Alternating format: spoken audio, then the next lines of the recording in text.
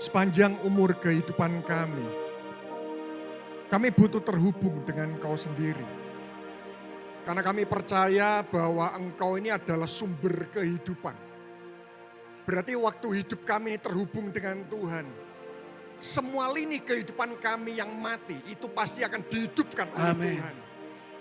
Karena tidak menutup mata bahwa permasalahan-permasalahan yang ada di muka bumi ini, itu seringkali membuat ada banyak lini-lini kehidupan kami mati. Waktu kami stres, waktu kami menghadapi masalah, otak kami mulai pikun. Kami mulai kehilangan yang namanya memori. Seringkali permasalahan membuat bisnis kami mulai mati, hubungan kami mulai mati, kasih kepedulian kami mulai mati, keluarga kami mulai mati. Tetapi kami percaya, waktu kami berjumpa dengan Tuhan, maka semua lini kehidupan kami akan dihidupkan. Otak kami akan dibuat cerdas. Yang pikun ditambah kecerdasannya. Dompet kami yang mati dihidupkan oleh Tuhan. Pekerjaan kami yang mati dihidupkan oleh Tuhan. Hubungan kami dengan sesama yang mulai mati dihidupkan oleh Tuhan. Keluarga kami dipulihkan oleh Tuhan. Karena itu kami percaya mengiring Tuhan itu justru kekuatan kami. Memang ada begitu banyak salib yang harus kami alami waktu kami mengikut Engkau. Karena budaya dunia ini bertolak belakang dengan budaya kerajaan Allah. Tetapi justru waktu kami mengikut Tuhan, semua hal yang kami pegang dalam kehidupan ini disegarkan, dibugarkan, dihidupkan oleh Tuhan. Terima kasih buat pagi hari ini. Kami sudah puas menyembah Tuhan. Kami rindu, Engkau juga puas dengan penyembahan kami. Dan kami yakin jika kami berbicara penyembahan itu bukan hanya sekedar 30 menit kata-kata keluar kami. Kata-kata Mazmur bukan cuma itu, tapi berbicara keseluruhan kehidupan kami. Oleh karena itu biarlah pagi hari ini dengan hati yang haus dan lapar untuk ditaburi kebenaran firman-Mu. Kami akan makan kebenaran firman-Mu. Kami mau mendapatkan sari-sari makanan dari kebenaran firman-Mu. Karena kami percaya setetes pewahyuan dari Allah itu sangat cukup menyegarkan setiap kehidupan kami. Terima kasih. Tidak bisa bermodalkan tekad, semangat, dan upaya membuat kami konsisten. Karena itu Roh Kudus, kami minta tolong kepadamu. Tambahkan kekuatan kepada kami. Sehingga kami bisa tetap konsisten, tetap tekun untuk melakukan kebenaran firman-Mu. Kami siap pewahyuan membanjiri kehidupan kami. Karena pengurapan yang ada dalam diri kami itu akan menolong kami untuk mengajar kami. Hanya di dalam nama Tuhan Yesus Kristus dan kita yang penuh dengan antusias sama-sama katakan amin. Puji nama Tuhan. Bapak Ibu, shalom, shalom, shalom. Ya, salah satu lagu pujian yang paling saya takuti kalau dinyanyikan di PD Victory adalah bergandengan. Nah, itu yang paling saya takuti, Pak. Oke. Baik. Izinkan saya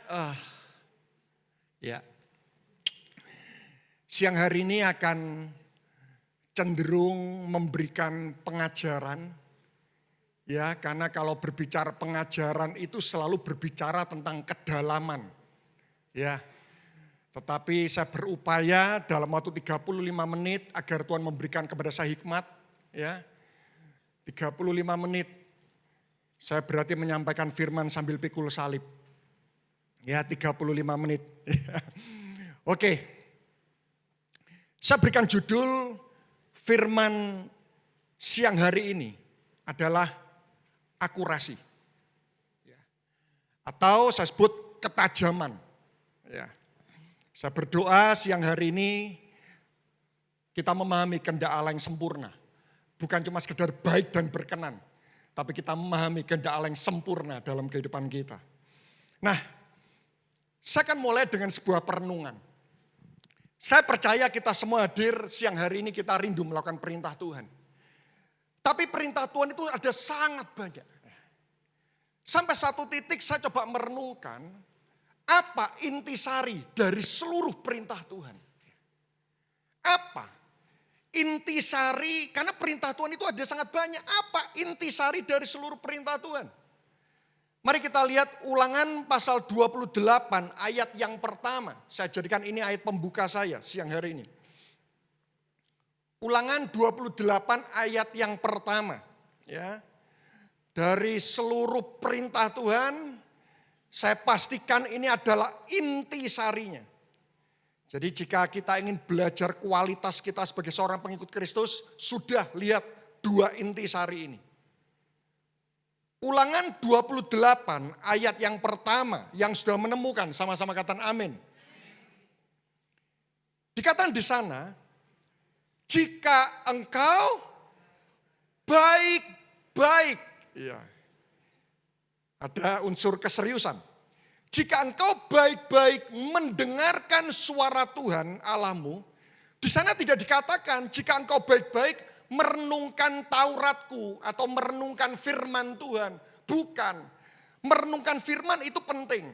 Tapi merenungkan firman itu hanyalah salah satu dari sekian banyak mendengarkan suara Tuhan.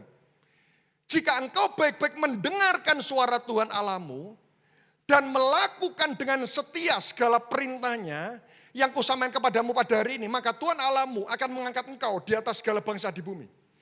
Bapak Ibu, intisari dari semua perintah Tuhan itu cuma dua. Yang pertama, kita mendengarkan suara Tuhan. Dan yang kedua, kita melakukan. Nah, dua ini tidak boleh hilang. Kalau kita mendengarkan, kita tidak melakukan, itu percuma. Saudara setuju dengan hal ini? Mendengarkan, tidak melakukan, itu percuma. Tapi saya menemukan dalam kehidupan ini, ada orang-orang yang melakukan, tapi mereka tidak mendengarkan dulu. Ingat, ini berbicara tentang masalah skala urutan. Jika engkau baik-baik mendengarkan, setelah itu apa? Melakukan. Nah, saya menemukan termasuk saya dulunya, ada banyak orang Kristen sibuk melakukan perintah Tuhan, tapi tidak didasari oleh mendengarkan suara Tuhan dulu. Akhirnya dampaknya kehilangan ketajaman. Karena tidak menutup mata. Firman Tuhan itu adalah perintah yang umum yang terjadi dalam kehidupan kita, yang Tuhan berikan dalam kehidupan kita. Tapi faktanya dalam kehidupan ini, saya menemukan ada banyak orang Kristen sibuk melakukan, tapi kurang melatih diri mendengarkan. Sehingga kehilangan yang namanya unsur ketajaman. Bapak Ibu, kita ini perlu belajar yang namanya mendengarkan. Karena saya mengamati, seringkali Tuhan berbicara kepada kita dalam sebuah kondisi tertentu. Itu perintah Tuhan yang sangat spesifik. Saudara setuju dengan hal ini? Kasus yang sama terjadi di momen yang berbeda, kondisi yang berbeda, berinteraksi orang yang berbeda, perintah Tuhan itu bisa berbeda. Kalau kita hanya melakukan tapi tidak mendengarkan, mungkin kita melakukan hal yang tidak salah tapi kurang tepat. Saya beri contoh. Suatu ketika, saya pernah ditipu. Saya kerja 12 tahun Bapak Ibu. Waktu itu ditipu oleh orang Kristen. Dan waktu saya ditipu, aduh Bapak Ibu, 12 tahun Bapak Ibu. Satu dekade lebih. Dan waktu itu saya diskusi sama pembimbing rohani saya, boleh enggak saya masukkan ke ranah hukum? Kira-kira kalau ada orang menipu kita, kita masuk ke ranah hukum boleh atau tidak? Boleh. Saya bergumul, saya tanya sama dua pembimbing rohani saya, Pak Angga Prasetya sama Pak Budi Utomo, mereka berdua dalam memuridkan saya mulai tahun 94 Bapak Ibu. Saya tanya apakah boleh saya masuk ranah hukum? Boleh. Tapi saya ingat betul pada waktu saya mau masuk ranah hukum, Tuhan berbicara spesifik dalam kehidupan saya. Ampuni. Wah, ampuni. Kerja 12 tahun. Masuk ke ranah hukum itu tidak salah loh. Tidak salah. Waktu itu saya bergumul 6 bulan saya bergumul. Saya tidak berani lapor ke polisi, tapi saya diam ini terus bagaimana, ini berjalan terus. Sampai suatu kali setelah 6 bulan saya putuskan, Tuhan aku nurut. Aku ampuni. 12 tahun. Itu tidak segampang saya ngomong hari ini Bapak Ibu. Dan tiba-tiba setelah saya putuskan mengampuni, saya mengampuni betul. Saya doa seperti saya memberkati orang yang menipu saya. Saya memberkati dengan roh jiwa tubuh saya memberkati segenap kekuatan, segenap jiwa, segenap pikiran saya memberkati. Tiba-tiba benar Bapak Ibu, mendengarkan suara Tuhan itu penting. Itu berbicara akurasi dan ketepatan. Setelah itu 4 bulan kemudian, mulai pelan-pelan setiap bulan, selama 4 bulan, tiba-tiba apa yang ditipu oleh teman saya selama 12 tahun, itu dikembalikan Tuhan dalam waktu 4 bulan, 1,5 kali lipat. Saya berpikir waktu itu, Tuhan kalau tahu begini, kirimkan banyak penipu. Karena untung gitu kan ya. Loh bayangkan kerja 12 tahun, saya ampuni, dikembalikan 1,5 kali lipat dalam waktu 4 bulan. Nah yang saya khawatir setelah saya kesaksian ini, ada di antara Bapak Ibu yang ditipu orang, terus Bapak Ibu melakukan copy paste. Karena itu hati-hati dengan sharing orang-orang yang ada di mimbar. Bukan sharing mereka salah. Tapi itu memang perintah Tuhan secara spesifik. Lo bayangkan kalau di sini semua orang ditipu, mengampuni. Lo terus apa guna polisi? Dan kalau saya suatu ketika saya mengalami kondisi yang lain lagi saya ditipu, apakah selalu mengampuni? Tidak. Karena itu kenapa saya mengamati dalam hidup ini, kalau kita sibuk melakukan firman tapi sekali lagi itu tidak salah. Tapi sering kali ada banyak perintah spesifik yang Tuhan berikan dalam kehidupan kita. Contoh lagi. Sebelum saya masuk kebenaran firman lebih jauh. Ini mulai tadi baru pendahuluan Bapak Ibu. Ya. Suatu ketika saya ini konflik sama istri saya. Ya. Saya sama istri saya ini sama-sama strong leader. Bapak. Ya. Sama-sama kuat di dasar firman seperti itu ya.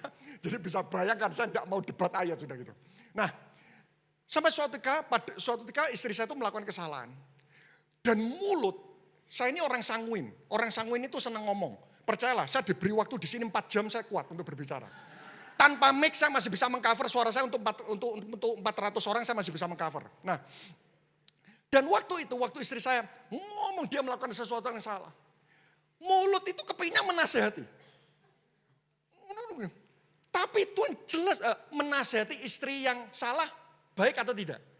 Baik, tapi kita perlu mengejar yang namanya kesempurnaan. Waktu saya mau menasehati, tiba-tiba Tuhan bilang, diam.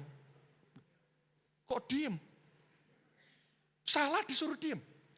Sudah diam aja. Oke lah. Dan ingat, seorang pria itu tidak suka dicerewetin.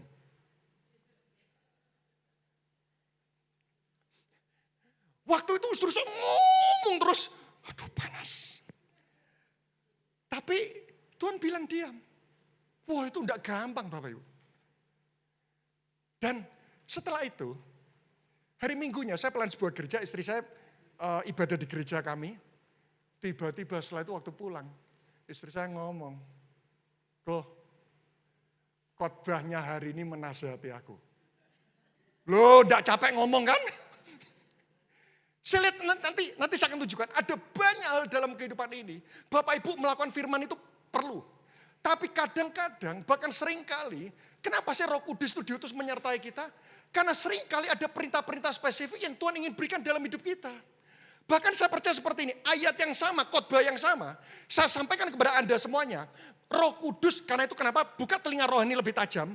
Karena seringkali Roh Kudus menerjemahkan firman, di orang yang berbeda, itu menerjemahkan yang berbeda sesuai dengan kondisi masing-masing kita. Oleh karena itu hari ini saya mengajak kita berbicara tentang masalah akurasi dan ketajaman. Sudah tidak cukup kita ini cuma sekedar melakukan, tapi kalau tidak didasar dengan mendengar. Contoh fakta yang terlihat di Alkitab, Marta. Marta melakukan banyak hal. Marta melakukan banyak hal. Melayani, melakukan banyak hal. Tapi Maria cuma melakukan one things. Marta many things. Maria one things. Apa itu? Dia duduk mendengar. Apakah Maria pemalas? Bukan. Tapi Maria punya keyakinan seperti ini. Sebelum aku melakukan, aku harus mendengar dulu. Marta sibuk melakukan. Nanti kalau waktu mencukupi, saya akan redefinisi apa artinya melangkah dengan iman. Karena saya menemukan ada banyak hamba Tuhan nekat. Itu nekat dengan iman itu bedanya tipis. Kalau memungkinkan nanti saya akan jelaskan semuanya. Nah, mari kita lihat Roma 8 ayat 14.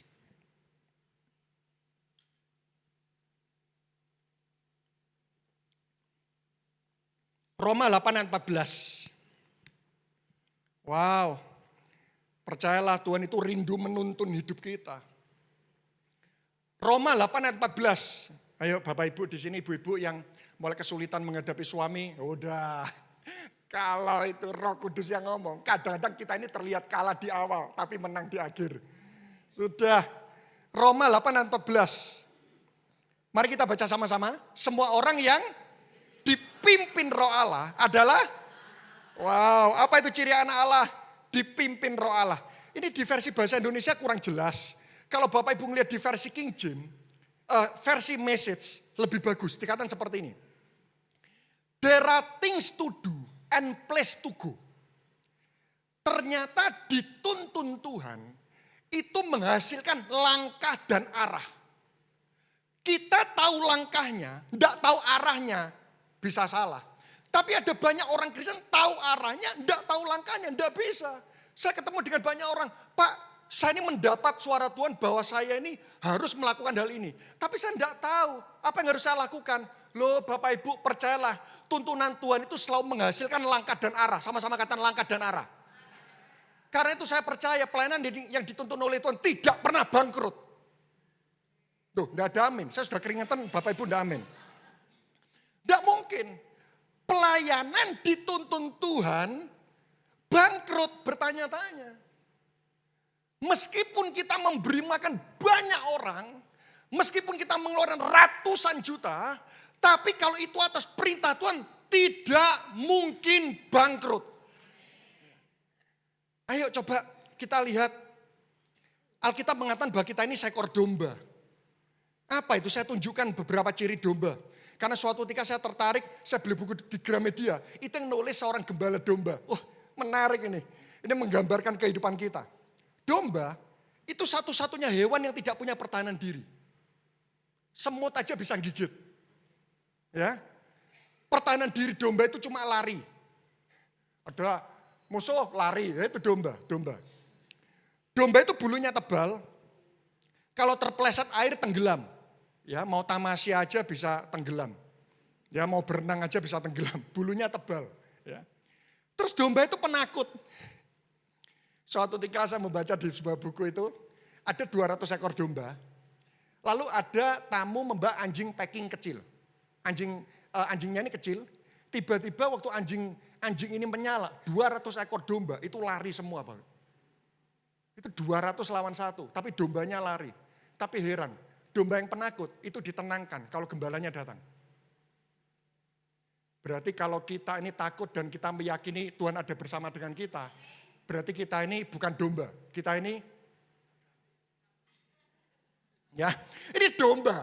Domba itu kalau takut ya, gembalanya datang langsung tenang. Wah, terus berikutnya, domba ini bisa tengkar. Siapa di sini bisa tengkar? Wah, wajahnya sering tengkar gitu.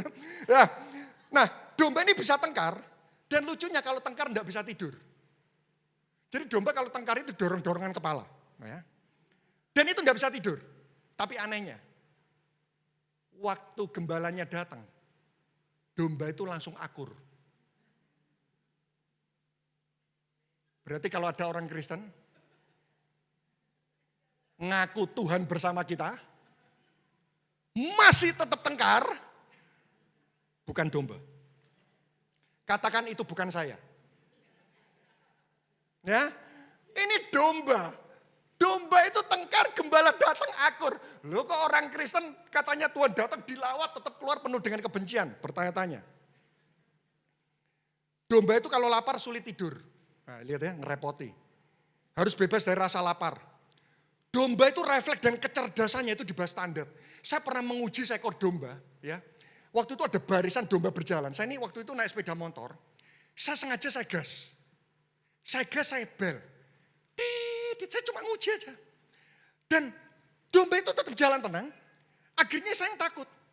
Saya rem mendadak sambil saya bel. Ban motor saya itu nyentuh dikit dengan perutnya domba. Domba itu tetap tenang. Dia noleh cuma gini loh. Lah, lihat refleks dan kecerdasannya di bawah standar domba itu. Terus berikutnya ini yang lucu lagi. Domba itu kalau tidur itu bisa menggeliat. Menggeliat ya. Dan kalau menggeliatnya keterlaluan, itu kaki yang atas naik ke atas, kaki yang naik ke bawah. Itu tiba-tiba dia seperti terbalik, seperti kecoa. Dia tidak bisa kembali. Dan lama-lama gas itu menekan lambung, lama-lama akhirnya dia meninggal. Karena itu kenapa? Tuhan mengatakan aku memberkati engkau pada waktu tidur. Jadi kalau gembala itu lihat domba itu tidak datang, ada 3 kemungkinan. Pertama dimakan hewan buas, kedua tenggelam, yang ketiga tidur tidak bisa bangun.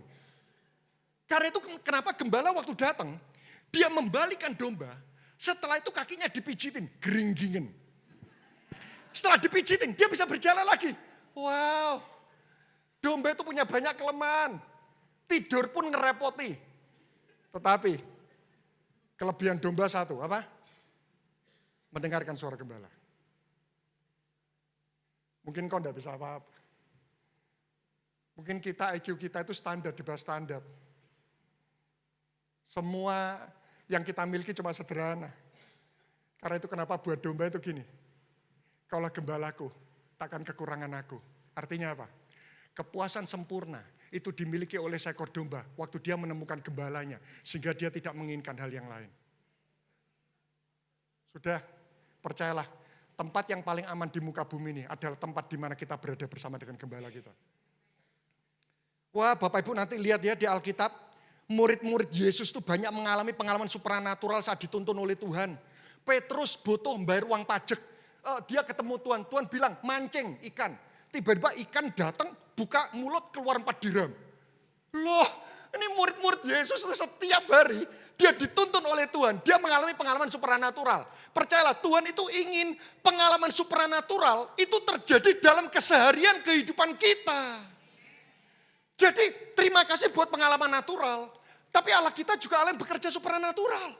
Loh, Petrus butuh uang pajak, tiba-tiba ikan membuka mulut keluar 4 dirham. Kadang-kadang dalam kehidupan ini, kejadian-kejadian alam itu bisa dipakai untuk memberkati kehidupan kita.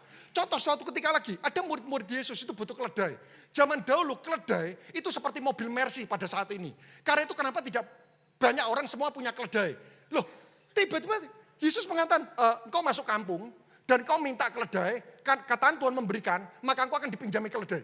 2 orang tiba-tiba jalan, ketemu dengan orang, Tuhan butuh keledai. Tiba-tiba dipinjami. Loh, paling menyenangkan dalam hidup ini seperti, pas butuh, pas ada.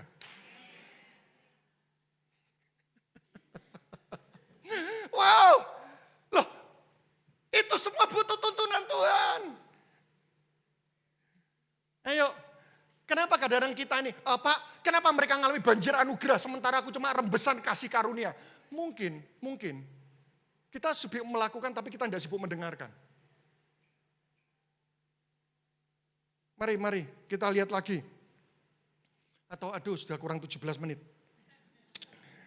Saya tunjukkan satu lagi dasar ya. Ternyata mendengar suara Tuhan itu kunci kemaksimalan melakukan kehendaknya. Nanti Bapak Ibu silakan catat aja, nanti baca di rumah. Meskipun saya tidak yakin saudara akan membacanya. Ya, nanti catat aja 2 Samuel pasal 5 ayat 11. Itu suatu ketika Raja Hiram itu disuruh Tuhan untuk membuatkan istana buat Daud. Tuhan itu sayang banget sama Daud. Sampai Tuhan itu mengutus Raja Hiram itu untuk membuatkan istana buat Daud. Saudara kalau diberi rumah sama Tuhan, gembira enggak? Gembira ya. Itu Daud waktu diberi istana sama Tuhan, Daud itu sedih loh. Diberi istana sedih. Setelah dia diberi istana, nanti saudara lihat lagi, 2 Samuel pasal 7. Setelah Daud mendapatkan istana, tiba-tiba Daud sedih. Dia bilang ke Nabi Nathan seperti ini, Nabi Nathan, aku ini manusia, diberi istana oleh Tuhan. Tetapi tabut Allah ada di dalam kemah. Tidak bisa. Bapak Ibu, ketemu dengan orang yang resah melihat rumah Tuhan lebih sederhana daripada rumahnya. Itu tidak banyak loh. Daud itu sedih. Rumahku istana. Rumah Allah kemah. Nabi Nathan, aku mau membangun bait Allah bait buat Allah yang besar. Rindu membangun bait Allah itu baik apa tidak? Baik loh. Tapi suatu ketika Tuhan memberitahu Nabi Nathan, beritahu Daud, siapa yang nyuruh? Berarti tidak selalu perbuatan baik kita itu menyenangkan Tuhan doh. Tidak selalu niat baik perlu enggak? Perbuatan baik perlu enggak? Tapi tidak cukup itu membuat kita akurat melakukan kehendak Tuhan. Loh, Daud mau bangun rumah buat Tuhan, motivasinya masa rumahku itu lebih mewah daripada rumah Tuhan? Itu mulia. Tapi Tuhan bilang, siapa yang nyuruh? Waduh, saya pernah suatu ketika dalam hidup ini, saya sharing sejenak.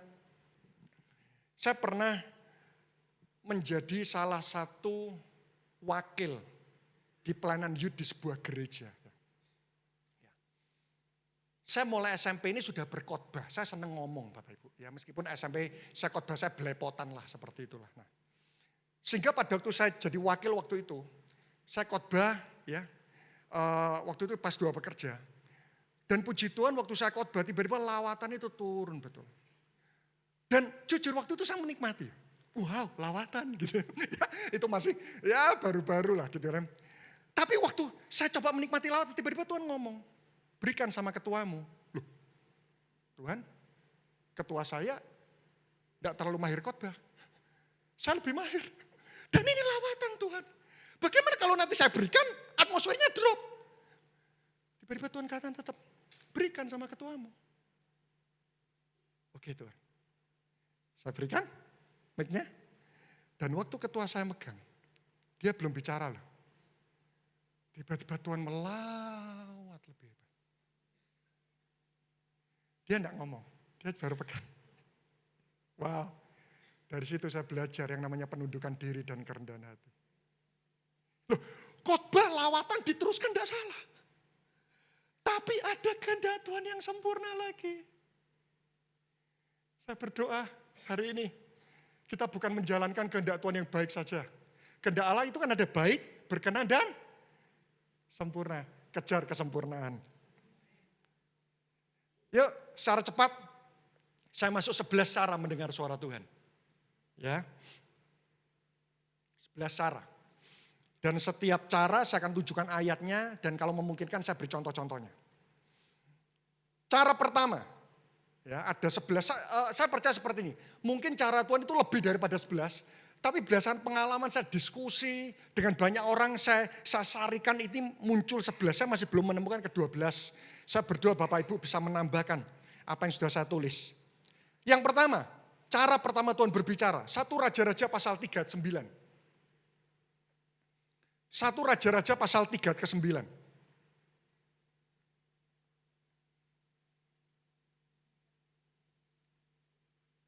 Ini yang nulis Salomo.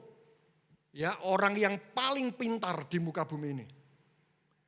Maka berikanlah kepada hambamu ini pikiran yang faham menimbang perkara. Amin. Amin. Siapa yang ngantuk? Bagaimana cara menimbang perkara? Berikan kepada hambamu ini, apa Bapak Ibu? Weh, ini kalau yang nulis adalah orang yang IQ-nya 1 koma, masuk akal. Tuhan pikiranku enggak nyampe, berikan aku hati. Lo yang nulis ini IP-nya 5, lebih dari 4. Karena Tuhan mengatakan tidak ada orang yang lebih berhikmat daripada Salomo. Tapi orang paling pintar pun mengatakan berikan kepada hambamu ini hati yang faham menimbang perkara. Yang pertama, cara Tuhan berbicara pertama, suara hati. Sama-sama katakan suara hati. Wow, saya beri contoh. Suatu ketika waktu itu anak saya kelas 3 SD dan waktu itu masa pandemi. Dan seringkali di masa pandemi, semua sekolah itu online. Dan beberapa kali anak saya itu off cam Bapak Ibu. Di off cam kan. Gurunya sudah menegur, beberapa kali tidak dengarkan oleh anak saya, dihidupkan, dimatikan. Lalu gurunya memberitahu istri saya. Dan istri saya memberitahu saya. Saya sama istri saya punya kesepakatan. Dalam hal menancapkan prinsip, biarkan suami. Karena beda, mama menasihati dengan papa menasihati itu berbeda. Mama menasihati itu seperti sebuah pesan moral. Apalagi kalau anaknya pria. Anak pria itu tidak suka dicerewetin. Apalagi oleh mama. Seperti itu ya. Nah, istri saya mengatakan, kamu yang memberitahu.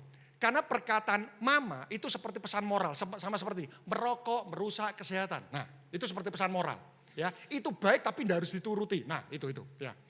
Tetapi perkataan pria itu seperti menancapkan prinsip kehidupan kepada sang anak. Beda, so. Nah, waktu itu akhirnya saya panggil anak saya beritahu besok sebelum memulai Zoom, sebelum memulai kelas, kamu harus minta maaf sama gurunya. Lalu anak saya bilang, "Pak, boleh enggak malam ini juga saya japri pribadi?" Saya mengatakan tidak bisa. Kamu harus minta maaf di depan kelas dengan sebuah tujuan, nanti teman-temanmu bisa jadi pagar pengaman buat kamu. Dia diem. Dan esok harinya saya memberitahu pimpinan saya untuk saya datang terlambat ke kantor. Saya nunggu anak saya pastikan dia harus minta maaf. Nah, jam sekolah dimulai, saya sudah pakai pakaian kantor, saya duduk di kasur. Anak saya sudah mulai Zoom, waktu mau memulai, anak saya mengatakan, Miss, saya mau bicara sebentar. Oh iya kenapa? Saya minta maaf karena beberapa kali saya off cam. Oh iya jangan diulangi lagi ya. Ya, tidak terjadi apa-apa. Dan setelah itu saya keluar.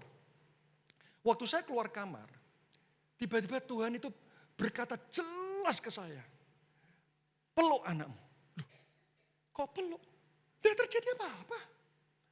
Peluk anakmu. Saya pikir, oh ini perasaan. Saya mau turun ke lantai 1, tiba-tiba Tuhan bicara kuat, peluk anakmu. Ya sudahlah, tidak ada salahnya saya peluk. Saya masuk ke kamar, anak saya mulai tetap sekolah. Terus akhirnya saya mengatakan, saya sebut namanya, Papa sayang kamu. Saya peluk. Dan waktu saya peluk Bapak Ibu, tiba-tiba anak saya nangis. Dia rangkul leher saya kuat-kuat. Nangis, saya kaget. Loh, kenapa kau nangis? Tadi tidak ada apa-apa. Lalu saya tanya, kamu kenapa? Aku malu, Pak. Kenapa Papa suruh aku minta maaf di depan kelas? Aku malu.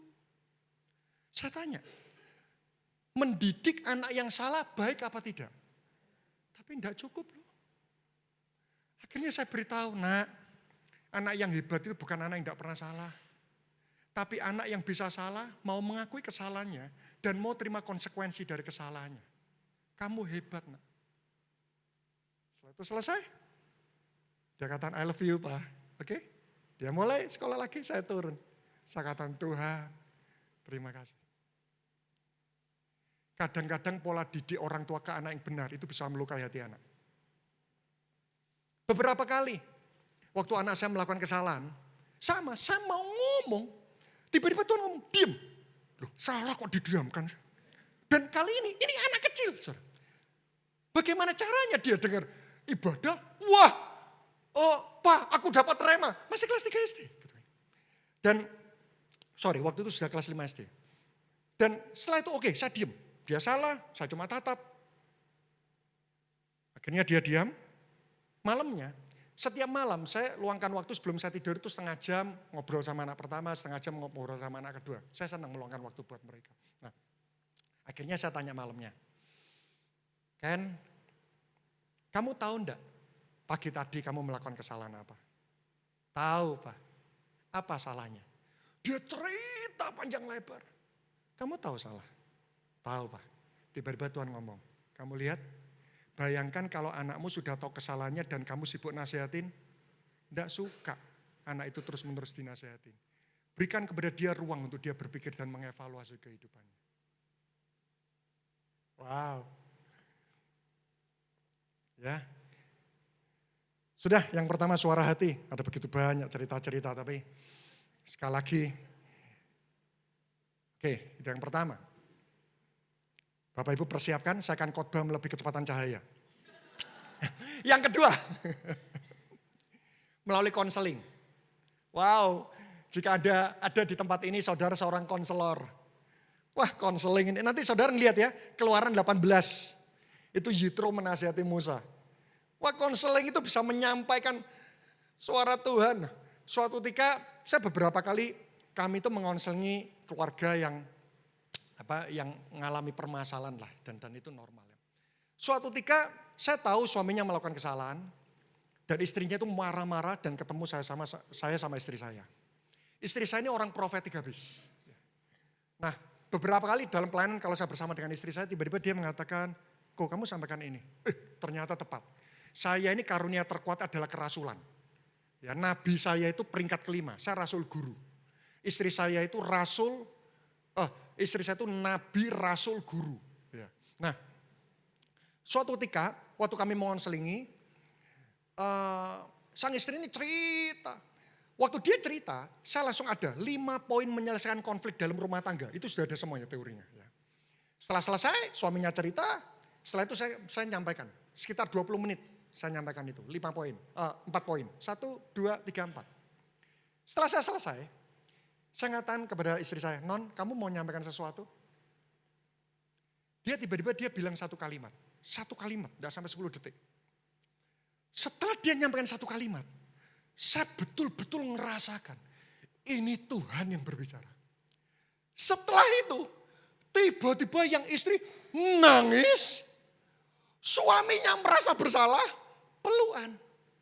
Saya ngomong 20 menit, enggak terjadi apa-apa. Istri saya bilang 10 detik, dia bilang satu statement. Tiba-tiba situasi hening, istrinya nangis. Lalu saya bilang sama istri saya, tahu gitu kamu dulu yang ngomong. Buat apa saya dulu yang ngomong gitu kan. Nah, wah sudah. Profetik itu berbicara ketajaman. Waduh, kadang-kadang kita ini konseling 2 jam, orang enggak pulih-pulih. Itu kalau sudah Tuhan berbicara, semua perdebatan itu habis hanya dengan satu kalimat. Ya konseling, mari, saya ini paling khawatir loh. Kalau saya sebelum negur orang, saya enggak berdoa dulu. Karena kata-kata saya itu bisa tajam. Jadi saya pastikan sebelum saya negur orang, saya berdoa dulu agar yang ada dalam hati saya itu belas kasihan, bukan menghancurkan tapi membangun orang tersebut. Wah, dalam konseling itu kita perlu, betul kita ini dituntun oleh Tuhan sehingga konseling itu efektif banget. Yang ketiga firman Tuhan. Ya.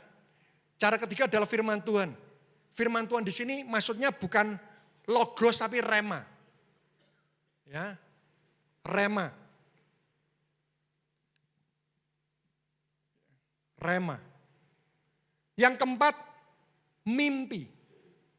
Ya, saudara nanti bisa ngelihat Kejadian pasal 37 tentang Yusuf. Tapi perhatikan tidak semua mimpi dari Tuhan. Mimpi itu ada 3 macam.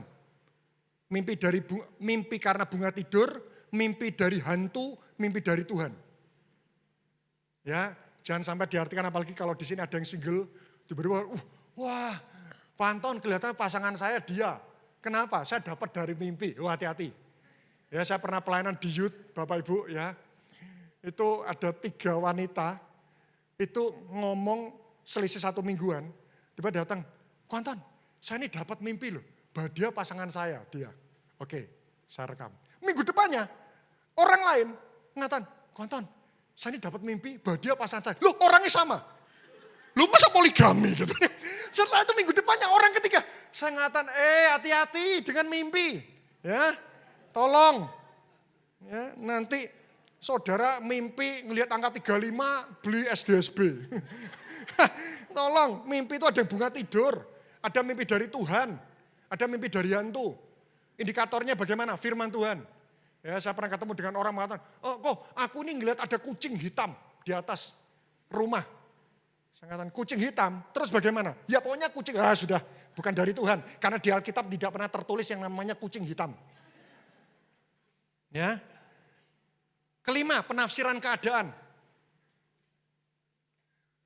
Matius pasal 16 ayat 2-3. Ya, penafsiran keadaan. Kita melihat, kami punya sekolah di NTT. Itu bermula dari kami datang ke NTT, terus kami melihat sebuah keadaan, di sana gereja banyak. Tapi mereka sangat membutuhkan yang namanya pendidikan. Akhirnya Tuhan berbicara melalui sebuah keadaan. Yang keenam, nubuatan. Tapi hati-hati. Ya, siapa yang percaya Roh Kudus ada dalam diri kita? Ya, jangan suka cari makelar. Oh tolong doa, apa perkataan Tuhan buat saya? Lu kok cari makelar? Ya, saya berdoa di tempat ini, hati-hati. Tidak semua perkataan nabi-nabi itu juga benar juga. Ya, pelayanan yang paling mudah memanipulasi itu adalah profetik. Awalnya mungkin murni. Saya ngelihat di bangku bawahmu itu ada tulang kerbau, kepala kerbau. Setelah dibuka, loh benar ada. Awalnya memang benar. Lama-lama akhirnya orang muda, wah ini selalu perkataan Tuhan. Akhirnya apapun yang dia katakan itu dianggap suara Tuhan, hati-hati. Saya ngelihat ada banyak hamba Tuhan itu jatuh. Itu selalu cenderung karena sebuah pelayanan yang namanya profetik. Ya Bapak Ibu, hati-hati. Ya, nubuatan, perkataan Nabi. Yang ketujuh, hati nurani. Ibrani 5:14. Hati nurani dengan suara hati itu berbeda. Hati nurani itu alarm, cuma tet, kalau suara hati itu ada sebuah kata-kata. Hati nurani contoh seperti ini, siapa yang di sini dulu pernah nyontek? Tidak ada, haleluya. Kudus mulai lahir. Anda pernah nyontek? Waktu Anda pertama kali nyontek gimana? Hatinya gimana? Ya? Ada yang di sini waktu pertama kali menyontek merasa damai sejahtera melingkupi Anda? Ada? Ada? Tidak ada. Itu hati nurani itu seperti alarm mobil. Nah, itu. Ya. Pertama kali nyontek, keras. 10 kali nyontek, makin keras apa tidak? Enggak. 100 kali nyontek, loh kok gak ada suara? Kelihatannya Roh Kudus CS sama saya, Pak. Dia ngerti pergumulan saya. Bukan, itu tumpul. Ya, karena itu kenapa hati nurani itu perlu dibersihkan. Saya ini kalau konflik sama seseorang ya, itu melayani itu lemes. Bener. Saya konflik sama satu orang, konflik. Cuma konflik aja, marah. Itu mau naik mimbar itu kuder, bener. Tidak ada kemantapan dalam batin untuk menyampaikan firman. Ini, loh saya ngelihat ada orang selingkuh tetap santai khotbah. Tanpa kita harus menghakimi, tapi kita harus mawas diri. Ya. Jadi kalau kita benci ya, terus nyembah itu masuk wah, tumpul hati nuraninya. Saya pastikan itu. Alkitab bilang, sebelum kau memberikan sebuah persembahan, maka pastikan dulu. Kalau ada hal yang tidak beres, tinggalkan persembahanmu dan bereskan dulu. Loh, berarti sebelum kita ibadah itu kalau ada kebencian itu harus dibereskan. 9. Berapa? Anda ini tidak mau rugi. 8. Penglihatan. Ya, penglihatan. Kisah 10 ayat 9. Petrus diperlihatkan makanan haram dan tidak haram, penglihatan. 9. Audible. Suara. 9. Audible. Betul-betul mendengarkan suara langsung. Ya. Seperti Paulus mendengar suara Tuhan, kisah 9 ayat yang ketiga. Saya bisa minta present worship dah, naik. Pujikan lagu nanti terhubung, itu bagus banget itu. Ke-10, malaikat. Ya, saya punya teman saya punya teman, dia belum bertobat, dan akhirnya dia bertobat karena dia berjumpa dengan malaikat. Ada 2 orang. Saya tidak pernah berjumpa dengan malaikat. Ya. Tapi ada di Alkitab, Maria berjumpa dengan malaikat. Ya, maka saya cantumkan. Ada yang di sini pernah berjumpa dengan malaikat? Ada? Ada yang di sini pernah berjumpa dengan setan? Kami, Pak. Waduh, wah. Ya. 11. Hikmat. Wow. Apalagi kita yang berbisnis, ya. Itu sangat membutuhkan yang namanya hikmat Tuhan. Sekali lagi, saya tutup dengan satu ayat terakhir ya. Efesus 5 ayat 17. Efesus 5 ayat 17. Ayat terakhir.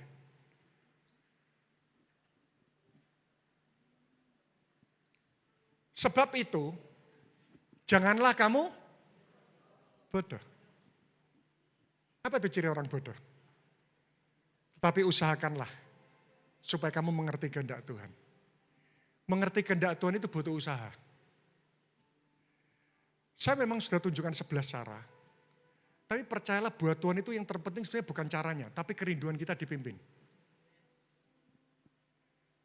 Saya berbicara sama istri saya dengan saya berbicara kepada anak usia 3 tahun, berbeda enggak polanya? Saya yang menyesuaikan, sama. Enggak peduli saudara jemaat atau baru bertobat atau belum bertobat atau saudara sudah hamba Tuhan yang dipakai luar biasa. Tuhan kalau ingin mengkomunikasikan kepada kita selalu disesuaikan dengan cara yang kita mudah mengerti. Yang terpenting adalah satu, sebenarnya bukan caranya, tapi hati yang rindu dituntun oleh Tuhan. Saya berdoa mulai hari ini, ketajaman dan akurasi itu menjadi hak milik kita dalam kehidupan ini. Kita pujikan, kasih-Mu layakkan. Kasih-Mu layakkan seluruh hidupku, mampukanku melakukan yang Kau ingin. ya, ya. Tak bisa ku terlepas, Kau tak mampu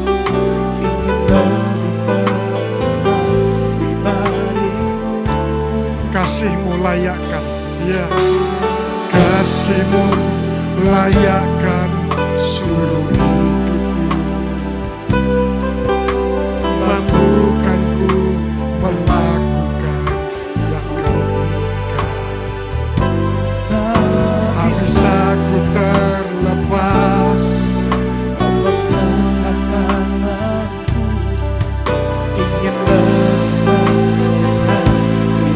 Mari sama-sama kita bangkit berdiri, kita hormati Tuhan. Ku terhubung dengan selalu melekat firman-Mu, itulah dasar hidupku yang berdaulat atas. Ku terhubung dengan selalu melekat firman-Mu, itulah dasar hidupku yang berdaulat atasku.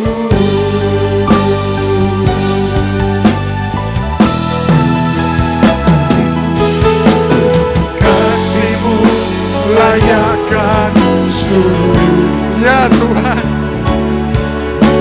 Mampukanku melakukan yang Kau inginkan.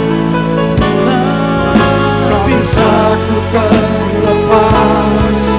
Kau memegang tanganku, ingin lebih mengenal pribadi-Mu.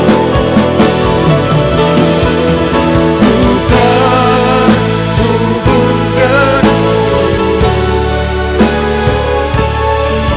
selalu melekat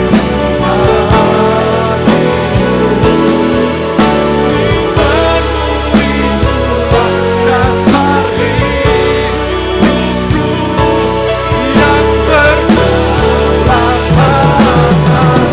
Ku terhubung dengan